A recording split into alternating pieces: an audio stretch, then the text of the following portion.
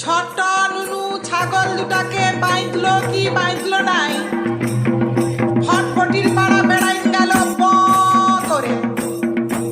ডাঠে বলে গেল, বড় শালের মাঠে রবি ঠাকুরের পরব হয়েছে, চলল।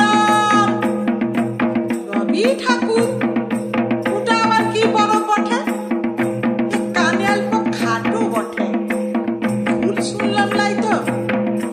আতে যাতে দিনে দুবার শনি ঠাকুরের দর্শন পাইতো ছিদামপুরার থানে। থানে কপাল ঢুকে গড় করেছি, হপ্তা হপ্তা শালপাত চেটে চেটে গাইতে সিন্নি খাটা খাইয়েছি। ও তো শনি ঠাকুর। বাপের বড় ডর ছিল শনি ঠাকুরকে, বলতো বরের ঠাকুরের পেশার বটে, খবরদার ঘরকে ঢুকাইবি নাই, দুয়াইলে বসে খা, খাইয়ে মুখ কুলকোচা কইরে তবে ঘরকে ঢুকবি। এ দেবতা বড় জাগ্রত বটে, সংসার উল্টা পুল্টা কইরা দিবে। কিন্তু রবি ঠাকুর কোন ঠাকুর? ওই যে নুনু বইলা গেল, হালে হালে ছেলাপুলাদের পাল্লায় পড়ে গাইদের নতুন নতুন ঠাকুর বেরাচ্ছে।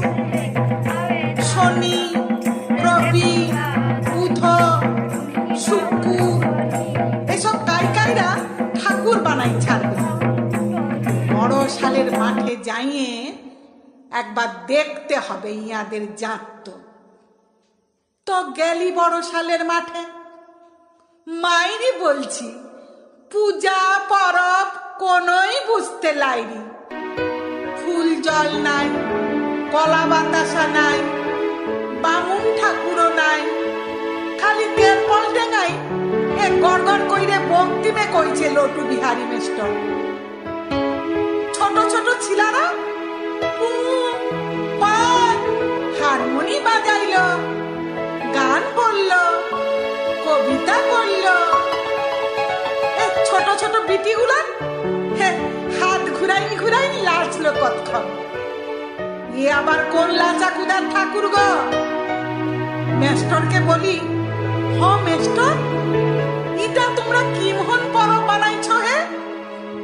মেস্টর বলল, রবীন্দ্র জয়ন্তী, আজ রবি ঠাকুরের জন্মদিন বটে।